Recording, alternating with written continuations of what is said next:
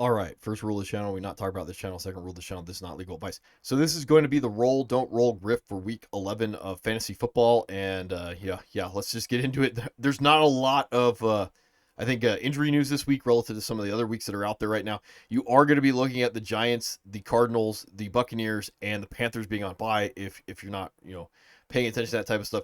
The other thing is starting off with Green Bay and the Bears. ESPN saying 5.5 point favorite for Green Bay, which I would tend to agree with. 40.5 implied points, like over under 40 implied points, which is on the lower side, which I would tend to agree with. I think this game is going to be very volatile, very difficult to predict with the Bears and the firing of their offensive coordinator. That offense could theoretically be better. It also could theoretically make no change to how bad or unpredictable the offense has been for the Bears right now. So generally speaking, if I can avoid rolling out certain guys in my more important positions, like my wide receiver 2, that means DJ Moore, Keenan Allen, Rome. If I can downgrade those guys into my flex spots, then I can get away with it. I'd be happy about that.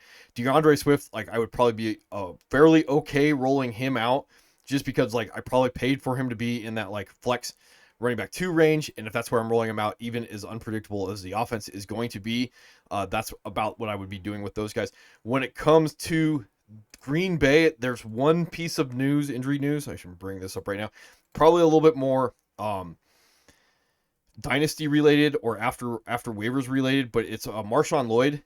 So his practice window was open, and then he woke up with an appendicitis, and they're trying to figure out how to deal with this because technically he has to be activated off of IR or can't come off IR this year. And now he has a different quote unquote injury designation. I'm gonna imagine the legal to say like stuff it, and you're going to have to activate him in one way, shape, or form off the IR for one thing, and then you'll have him you sit on your roster for like 2 or 3 weeks with the appendicitis, something like that. That may occur. I don't know how much that's really going to be fantasy relevant, other than like some somewhat interesting transactional news that may be going on with the league.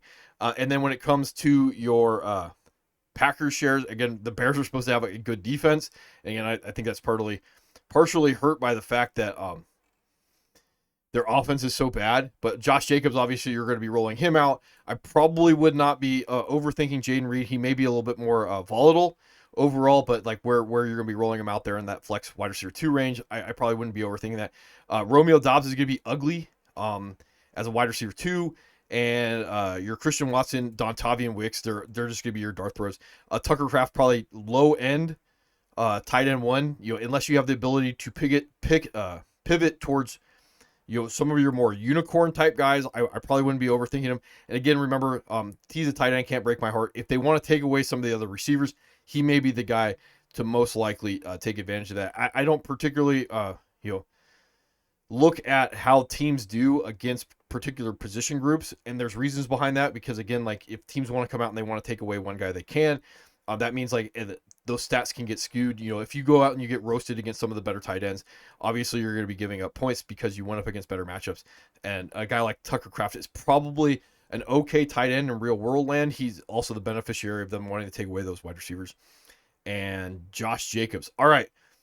Moving on to Jacksonville and Detroit in general, like, yeah, this is like roll out all your Detroit shares that you can, because the Jacksonville Jaguars are the league worst when it comes to defense. So like, if we can predict that ahead of time, that means like hopefully everybody can get home. They have ESPN, and a reminder, this ESPN. I just like to get an over under or a general idea of how people that are making their money off of doing the betting stuff like tend to look at games like 14-point favorite when it comes to Detroit. Yeah.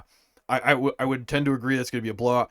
That means that the 46.5 over under when it comes to Detroit versus Jacksonville, they're expecting that primarily Jacksonville is going to be scoring points. Now, the other thing to look at with Jacksonville, and you are looking at Trevor Lawrence being out with a shoulder, is that means that like you can kind of upgrade the receivers when it comes to Jacksonville, because they're going to be in a negative script.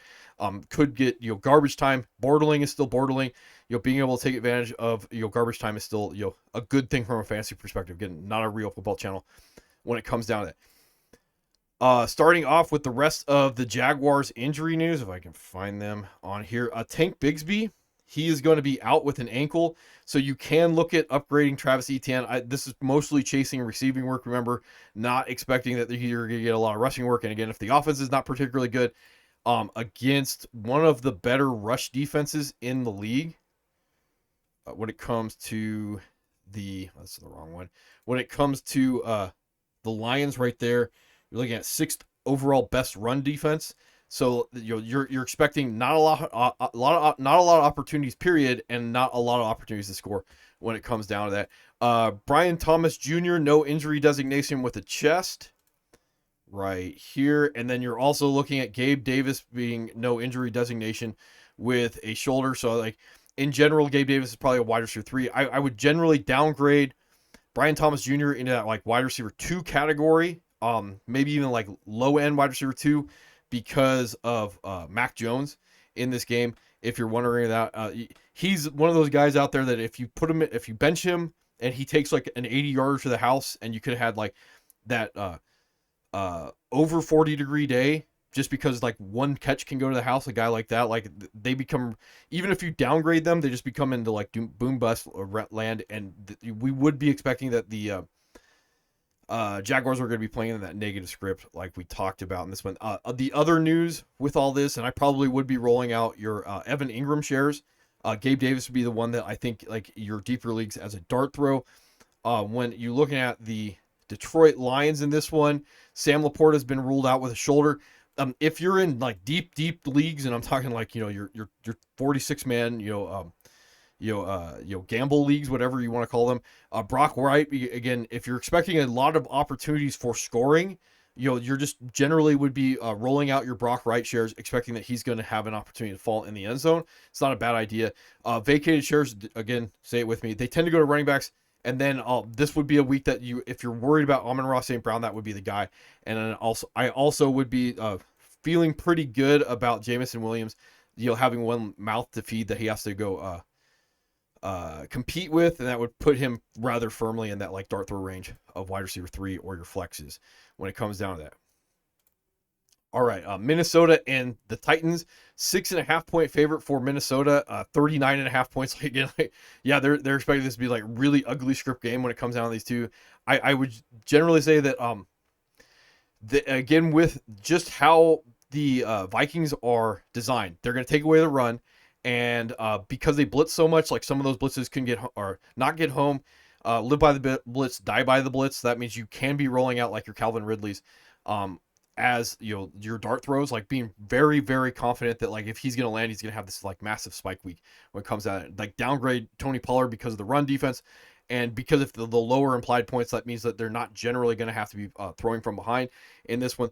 The other thing with this, because this theoretically any week with the Minnesota Vikings defense can turn into a little bit of a shootout.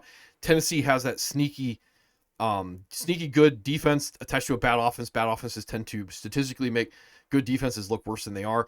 This game could end up being very much in the muck, or it could end up being very volatile just because of how the two teams are designed. And Will Levis did look better last week when it comes down to it. The only real injury news in this one would be Aaron Jones has no injury designation as of right now with those ribs. So the possibility you're going to get like that 1 week Cam Akers rental is probably not going to be there when it comes down to it. And again, like, everybody knows you're rolling out your Justin Jefferson shares. TJ Hawkinson is now, a set and forget start when it comes to the Vikings.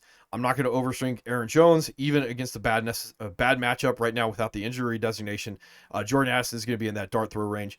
When it comes to the Titans, I'm obviously rolling out Tony Pollard because of the price that I paid for him. I can also look at rolling out Tajay Spears in that like desperation running back 2 role if I need to be going after that. And the only other guy outside of like very deep leagues, like, yeah, I would be rolling out Calvin Ridley. This would be a good matchup. Expect that you could get a sub 40-degree day from Calvin Ridley. You could also get this massive spike week. And then, as I talked about already, and then Nick Westbrook-Okene, deeper leagues, you're just generally chasing the snap share and the possibility that they're going to take away Calvin Ridley, and Nick Westbrook-Okene is going to be the beneficiary of that coverage going someplace else. All right. Up next, we're going to be looking at the Raiders and the Dolphins, and 7.5-point favorite for the Dolphins. A little surprised on that. Now that I think about it, not too much. 43.5 implied over under in this game. Right now we are tracking that Gardner Minshew, he is the starting quarterback. They named him the starting quarterback. I generally don't think this is going to change whether or not you're going to be rolling out your guys. Jacoby Myers is going to be like an ugly wide receiver 3. Brock Bowers is going to be an ugly wide receiver 2. Brock Bowers is going to be one of those like few unicorns that are going to be out there when it comes down to that. Probably wouldn't be chasing the Raiders running backs if I can get away with it. And this one, especially in a game that does project towards being more of a negative script. In this one, I'm looking at Michael Mayer. This is probably more of a dynasty related thing. Could actually play coming off of whatever the NFI personal reasons when it comes down to it. When we're looking at the Dolphins in this one, bringing this up, Tyreek Hill has no injury designation with that wrist. And again, I'm not going to talk too much about like other stuff when it comes to whatever's going on with his wrist situation in this one. And then running back situation, obviously I would be rolling out A-Chain. Waddle would be like your fringe wide receiver 3, wide receiver 2, because just because of what he's done for me lately. And I wouldn't be thinking about too much. Maybe a little bit of a stash when it comes to Jalen Wright in your deeper leagues. If he's going to end up taking a part of that 70% snaps for Devon A-Chain right there. If he's going to eat into that a little bit more, and I probably would not be rolling out Mostert, who did mostly third down work. So if you have Mostert, you're probably looking at him being able to get you home in some type of receiving work. And if this is going to be a mostly positive script game when it comes to the Dolphins, I don't know how much they're going to be throwing to him on third down, if you're wondering about chasing that type of thing. All right, Rams and Patriots. I didn't have any injury news when it comes to these two teams this week. 4.5-point favorite for the Rams, which I would expect. 43.5 points, like that. None of that's like particularly surprising when it comes down to it.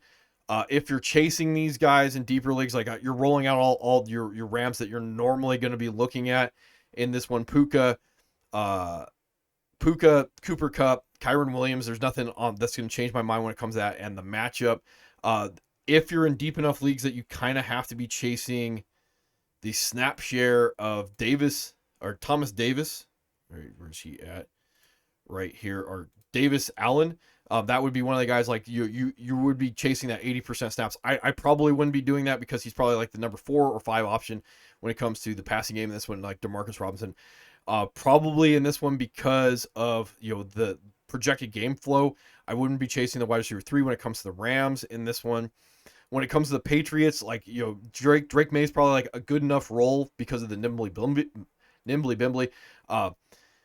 Don't particularly love your Ramondre shares this week, and that's basically I can see from them playing from behind, and you're trying to get Ramondre is not going to necessarily get like a lot of design receiving work. You're mostly saying like, hey, I want him attached to a bad offense, limited opportunities to score touchdowns in this one.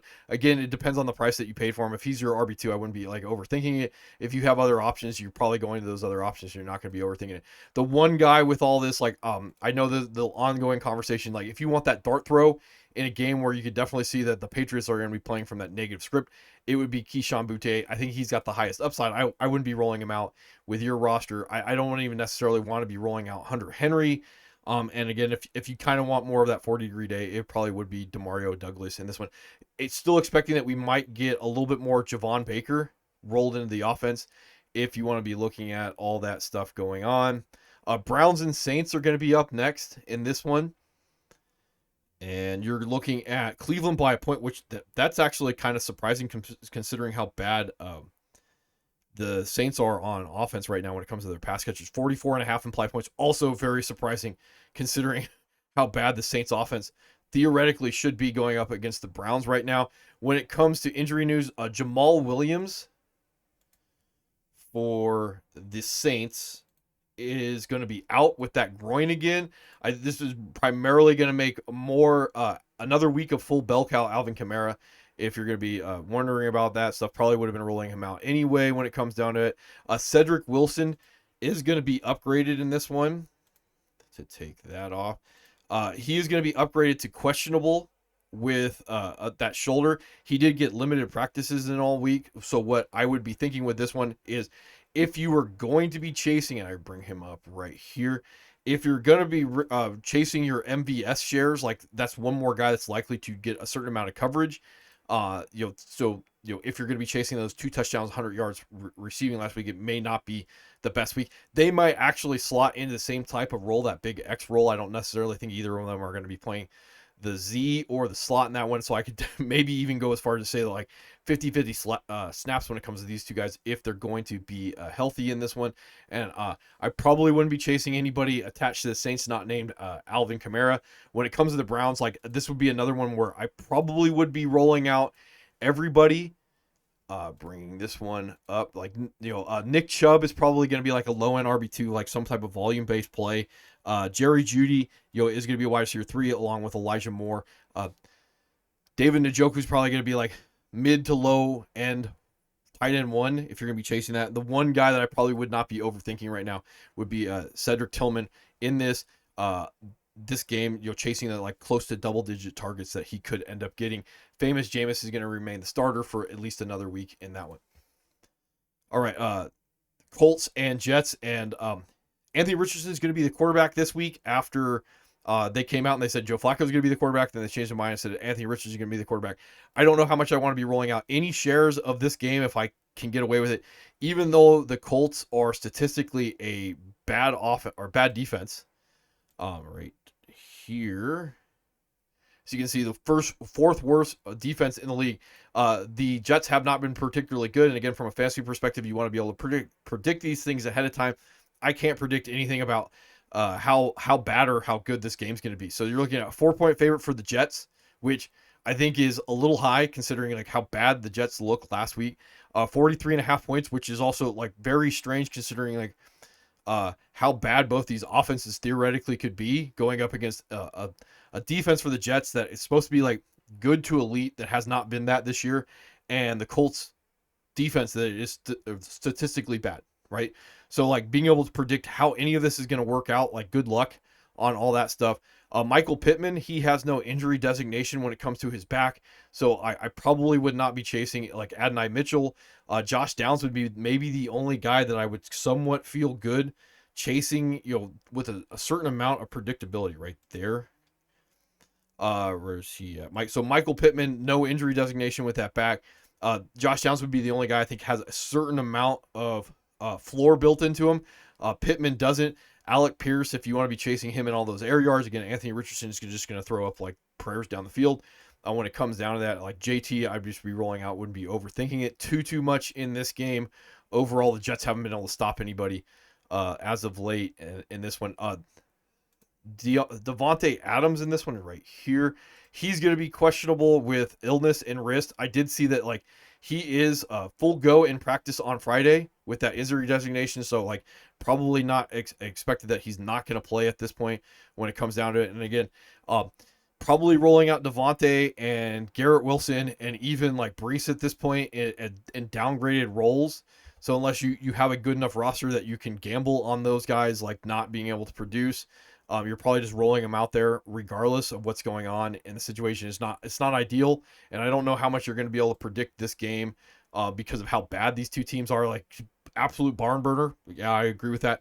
3-0 game. Yeah, I could also agree. It would not surprise me either if that's how it just generally rolls out.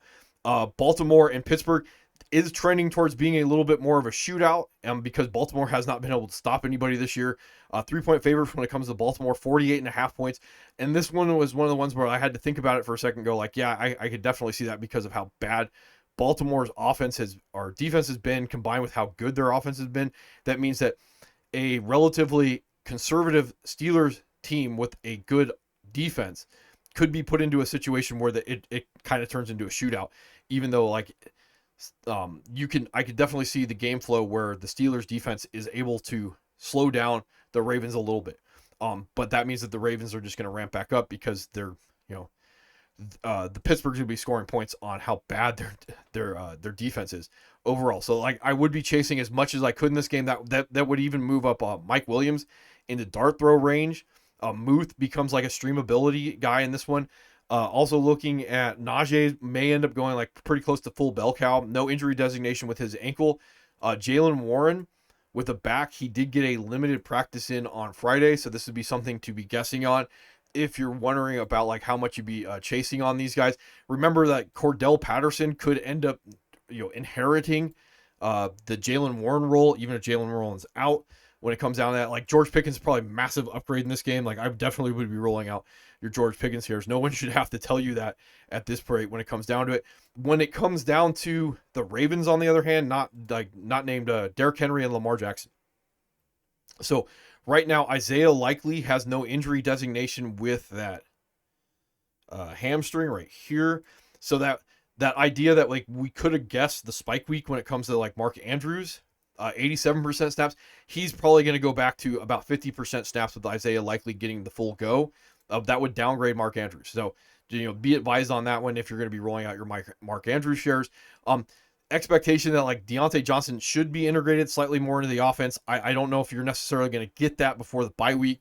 So that would just generally say like Rashad Bateman and, Zay Flowers are going to be somewhere between like, I would probably say like high end wide receiver threes. Like if you're guessing on the predictability on how much Deontay Johnson is going to eat into the offense with Likely and Mark Andrews, that's just another variable to end up downgrading these guys into that range of like, wide receiver threes or flexes, more so than like feeling really good. Like I still want pieces of this offense. That would be the thing. Like, if it comes down to who I'm going to roll, pieces of not good offenses that I can't predict versus a good offense that I can't predict like usage for, I'm still going to probably pick the one that gives me the better opportunity to score touchdowns right now because of the implied point total and how the game flow would look like. I would be rolling out like Zay Flowers and Rashad Bateman in that role if I need to, either as a desperation wide receiver 2 or like a wide receiver 3 flex, and I wouldn't be overthinking it too much, even though they could give me that like sub 40 degree day. All right. Falcons and Broncos, I got no news on that one, no injury news when it comes down to this one. You're looking at Denver by 2 points. That's a little surprising to me. And then 44.5 overall points, which is also a little slightly interesting to me when it comes down to it. Was looking at, I guess there was one piece of injury news, and I was trying to parse this out how I think it's going to work when it comes to the tight ends for the Falcons. So Charlie Warner, he is essentially the blocking tight end, 49% snaps. Like he's going to hover there. He's part of the reason like Kyle Pitts is not up. They also have Ross Dwelly. He was formerly with the 49ers. He was the guy that was slipping in and kind of being fantasy relevant when George Kittle was out. So it would not be surprising that he can just kind of take over for that role if they really want him to be in there. You could also get a week where like Kyle Pitts gets back up to like 75 to 80% snaps in this one overall. Again, like probably a slower script game with the Broncos. I don't know how much I really be chasing some of these guys. So again, unless you have to be rolling out your Kyle Pittses because of the lack of predictability, like Drake London and Darnell Mooney should be like absolute rolls. You're obviously not going to be overthinking Bijan. Outside of trying to get a somewhat of the red zone opportunity with Kyle Algier in a game that I probably would not be trying to chase what may be lower opportunities when it comes to like the Broncos and their rush defense. And I'm bringing this one up, and we can go find the Broncos are 6th overall, 7th overall when it comes to best run defense. So that's another reason why I wouldn't be chasing your Tyler Algier shares in this one. And then outside of like Audric Estime as like kind of a coin flip running back 2, Bo Nix is going to have obviously the nimbly bimbly, and then Cortland Sutton as a somewhat volatile wide receiver 2 in this game. All right, Seahawks and Niners. This is one of the few or the only weather game that I was really tracking in this one. 50% chance of rain in this one going on. So if you're worried about that thing, I don't necessarily think that's going to be too big of an issue.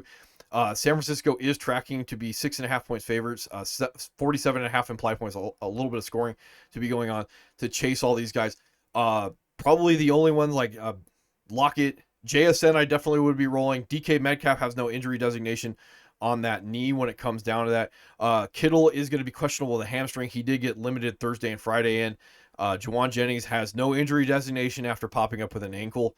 If you're going to be chasing all that, I probably would be rolling out everybody. Juwan Jennings is probably like a wide receiver 2. Pearsall and Debo might be downgraded slightly until like wide receiver 3 land.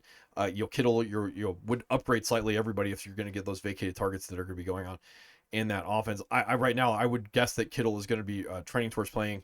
And then the only other real news, if you're going to be like worried about anybody and you're in like deep enough leagues to care about this, is this probably upgrades JSN and Tyler Lockett.